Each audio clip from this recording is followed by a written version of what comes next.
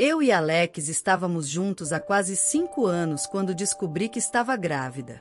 Morávamos juntos havia 3, e eu acreditava que, mesmo com os altos e baixos, tínhamos uma base sólida. Ele não era romântico, era do tipo calado, que preferia futebol ao diálogo, cerveja ao carinho. Mas eu, iludida, achava que isso era só o jeito dele, que com o tempo ele se abriria mais. A gravidez não foi planejada, mas também não foi um descuido. Eu já tinha 29 anos e o relógio biológico pesava. Tomar a decisão de ter aquele filho foi como acender uma lanterna dentro do túnel escuro da minha relação. Eu esperava que a notícia o tocasse, o fizesse mudar, se envolver. Mas Alex reagiu com frieza que cortou como navalha. E agora? Vai me amarrar com o filho? Foi como se ele tivesse cuspido aquelas palavras. Senti meu estômago revirar. Eu não esperava uma chuva de flores, mas aquilo me desmontou. Tentei argumentar, disse que ninguém estava tentando prender ninguém, que filhos acontecem, que poderíamos construir uma família. Ele se trancou no quarto por 2 dias inteiros. Quando saiu, só disse: "Se quiser ter esse filho, o problema é seu." A partir dali, passei a viver sozinha dentro de uma casa habitada por 2. Ele chegava tarde, evitava me olhar, e quando falava, era por obrigação.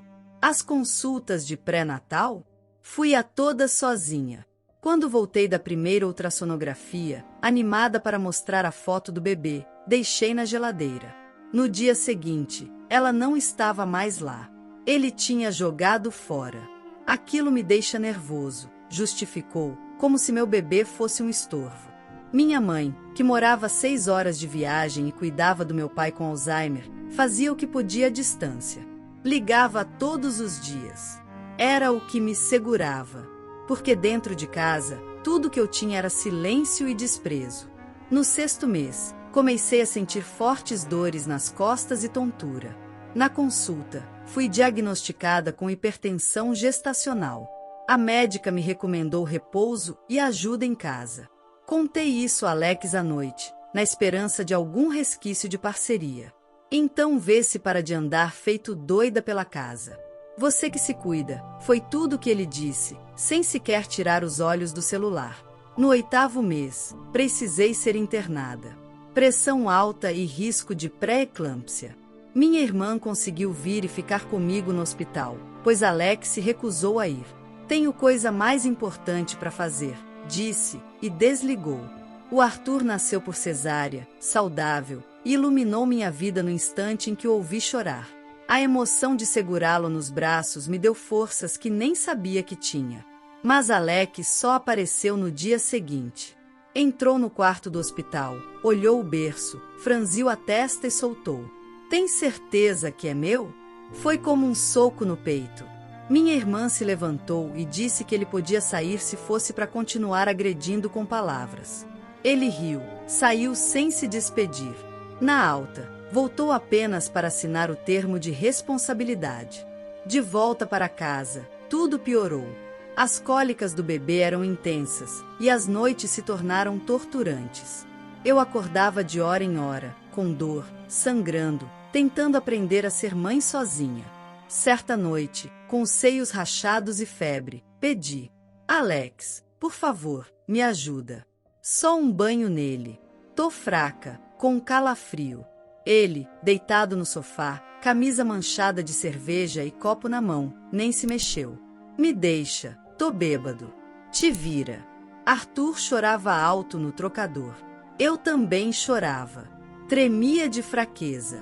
Por um instante, achei que ia desmaiar com ele nos braços. Foi o fundo do poço. Quando consegui acalmá-lo, deitei no chão da sala, abraçada com ele, e chorei até adormecer ali mesmo. No dia seguinte, tomei a decisão mais difícil da minha vida: pedir ajuda de fora. Liguei para Doralice, babá da vizinha. Uma mulher de fala mansa e olhar firme, que sempre sorria quando me via com Arthur no elevador. Expliquei a situação, a voz trêmula. Ela não hesitou. "Filha, o que você está vivendo não é só cansaço. É violência. Me deixa te ajudar." Naquela mesma tarde, ela bateu na minha porta com uma sacola de fraldas, um bolo caseiro e algo ainda mais precioso: presença. E mal sabia eu que aquela mulher seria a ponte entre a dor e a justiça. A chegada da Doralice foi como uma brisa em meio a um furacão. No começo, confesso que fiquei com receio. Tanta gente havia me julgado, ignorado ou virado o rosto. Mas ela entrou na minha casa com uma postura firme e olhos acolhedores, sem me perguntar nada, apenas dizendo: "Você tá exausta. Eu cuido dele um pouquinho, vai lá deitar um pouco." Meus olhos se encheram de lágrimas. Era tão raro alguém cuidar de mim. Ela pegou Arthur no colo com a tranquilidade de quem já havia embalado dezenas de bebês na vida. Cantava uma cantiga de ninar que eu nunca tinha ouvido, mas que acalmou meu filho em poucos minutos. Ele dormiu no colo dela como se a conhecesse. Naquela noite, com o corpo desabando na cama, senti algo que não experimentava há meses: paz. No dia seguinte, ela voltou. Disse que se oferecia para me ajudar durante as manhãs, só para dar um respiro, e que o pagamento a gente acertava depois. Fiquei sem graça, disse que não podia pagar muito, mas ela balançou a cabeça. A gente acerta isso. Agora você precisa de apoio, minha filha. Tá tudo desabando aí dentro. Nos dias seguintes, a presença dela virou meu alicerce.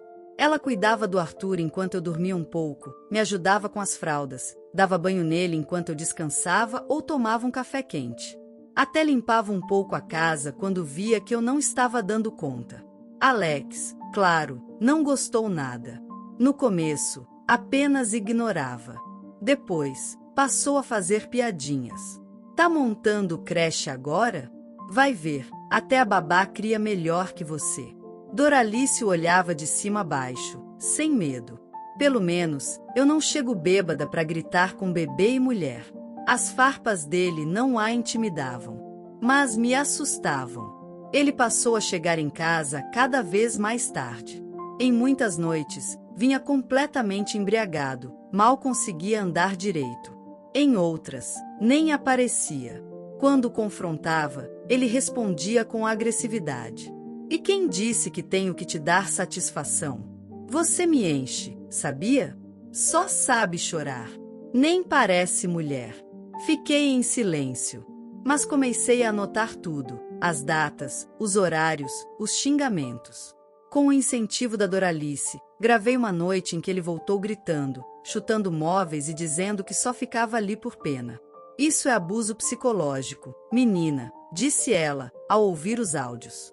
Ele precisa entender que você não é saco de pancada. Foi ela quem me levou até um centro de apoio a mulheres. Lá, uma advogada me explicou o processo para solicitar pensão e registrar os episódios de violência emocional. Iniciei o pedido. A gota d'água foi quando Arthur ficou com febre alta e Alex se recusou a sair com a gente para o hospital, dizendo que não era babá de moleque doente. Naquela madrugada, Arthur queimava em meus braços, e eu mal conseguia segurar o choro. Doralice que dirigiu até o hospital. Me esperou na sala de espera e ficou com a gente até o amanhecer. Foi ela que me segurou quando eu desabei, com medo de estar falhando como mãe. Você é forte. Tá aqui com seu filho, lutando. Fraca é quem abandona, disse ela, enquanto enxugava minhas lágrimas. Alex recebeu a intimação dias depois. A raiva dele transbordou. Pensão? Você vai me enfiar em processo agora? Tá achando o quê? Nem sei se esse moleque é meu. Eu, que antes recuaria, respondi firme. Se tiver dúvidas, peça exame de DNA. Mas você vai responder por cada dia que deixou a gente na mão. Ele gargalhou alto, debochado. Vamos ver o que o juiz vai achar disso tudo. No dia da audiência, eu vou soltar a verdade. Nem pai dessa criança eu sou. Fiquei tremendo. Não pelo que ele ia dizer, mas por perceber que ele realmente não tinha mais nenhum resquício de humanidade. Quando contei isso à advogada, ela foi enfática. Isso pode virar contra ele, sabia? Questionar a paternidade em audiência sem ter nenhuma base legal é arriscado. Mas vamos nos preparar. Na mesma semana, conseguimos registrar boletim de ocorrência por injúria e ameaças. A medida protetiva foi estendida e Alex ficou proibido de se aproximar de mim ou do Arthur sem autorização judicial. Doralice vibrava com cada pequena vitória. Isso, minha filha. É assim que a gente vira a página. Enquanto isso, Arthur dava seus primeiros passos. Tentava falar mamãe e dadá. Cada conquista dele era um abraço no meu coração cansado. Eu filmava tudo. Guardava cada risada como se fosse diamante. Sabia que um dia, quando ele fosse maior, veria tudo aquilo e entenderia que sua mãe nunca desistiu. Na véspera da audiência, Alex apareceu na porta do prédio, gritando para os vizinhos: "Amanhã vou revelar tudo. Vai todo mundo saber que eu fui enganado." O síndico chamou a polícia.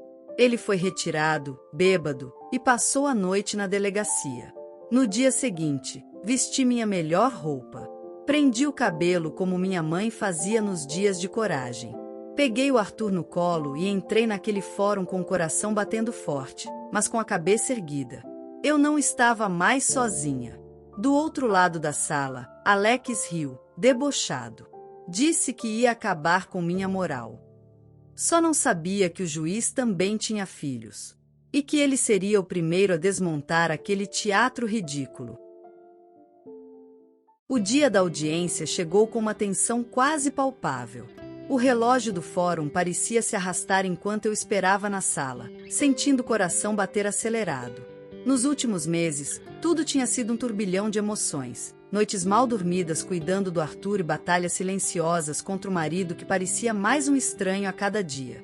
Doralice me acompanhava como sempre, sua presença um bálsamo para os momentos de fraqueza. Quando chamaram nosso nome, respirei fundo, ajeitei o vestido e segurei firme o carrinho do Arthur. Ele estava calmo, seu rostinho angelical iluminando aquele ambiente frio e cinza. Entrei na sala da audiência e me deparei com o juiz, um homem de olhar firme, que transmitia justiça e seriedade. Alex entrou logo depois, com aquele sorriso de deboche que eu já conhecia bem. Seu olhar provocativo encontrou o meu, e senti um misto de raiva e tristeza. Sentei-me ao lado da minha advogada, enquanto ele se encostava na cadeira, cruzando os braços com um ar de desafio. O juiz iniciou a sessão com firmeza, explicando a importância da audiência para o futuro do nosso filho. Logo em seguida, perguntou diretamente a Alex se ele mantinha a alegação de dúvida sobre a paternidade do Arthur. "Sim, Excelência", respondeu ele com uma voz carregada de sarcasmo. "Eu não tenho certeza se esse menino é meu. Ela andava por aí, não sei com quem." O silêncio que se instalou foi pesado, quase sufocante. Meu coração acelerou, e a raiva veio à tona, mas me segurei para não explodir. Sabia que precisava manter a compostura para o bem do Arthur. Minha advogada então apresentou as provas, mensagens trocadas, áudios e fotos que mostravam claramente nossa convivência durante o período da concepção. O juiz pediu que fossem ouvidos alguns áudios, e todos na sala puderam ouvir minha voz emocionada dizendo que Arthur era nosso filho, fruto de amor, e que Alex tinha prometido estar ao nosso lado. Alex murchou diante daquela evidência. Sua arrogância dava lugar à insegurança. O juiz não deixou passar a afronta. "Senhor Alex, a corte não aceita dúvidas infundadas usadas para fraudar responsabilidades. Deseja solicitar exame de DNA ou se retrata das suas declarações?" Ele hesitou, desviando o olhar, até que murmurou: "Quero o exame." Foi um alívio e um passo importante. O juiz decidiu pela pensão provisória, que garantiria ao Arthur o que precisava para crescer com dignidade. Enquanto o clima na sala mudava, uma voz inesperada ecoou. Era a médica pediatra que havia atendido Arthur durante uma febre alta. Ela se levantou, olhando diretamente para Alex. "Eu ouvi o senhor dizer à sua esposa que ela só sabe chorar. Posso afirmar que, naquela noite, seu filho precisava de você. Ele procurava pelo pai e não encontrou ninguém. Eu estava lá, segurando a mão dele, sentindo a falta do pai." Alex ficou imóvel, sem palavras. Ela então olhou para mim, com um sorriso de solidariedade, dizendo alto: Seu filho não vai crescer achando que não foi amado. Porque ele tem você.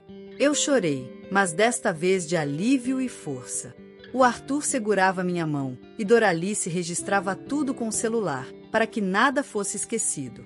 Ao sairmos do fórum, senti que, apesar de tudo, aquela batalha estava apenas começando, mas que eu finalmente estava no controle da minha história. Arthur me olhou com seus olhos grandes e disse baixinho, mamãe. Naquele instante, soube que venci. A história de hoje chegou ao fim. E se você quiser mudar a sua história através de deliciosos brigadeiros gourmets, os tornando sua fonte de renda extra, ou até mesmo principal, adquira agora seu livro digital, que chegará no seu e-mail com mais de 80 receitas de brigadeiros por um preço ridiculamente barato. Você ainda ganha bônus sensacionais como planilha mágica de precificação, receitas bônus de outros doces e muito mais. E se não quiser fazer renda com seus brigadeiros, você pode simplesmente deixar seus amigos e familiares apaixonados por essas gostosuras. Clica no link da descrição ou do primeiro comentário desse vídeo e reserve agora seu livro digital. E não se esqueça de comentar qual lição você tirou dessa história. Também deixe um like no vídeo e se inscreva para não perder os próximos vídeos. Tchauzinho!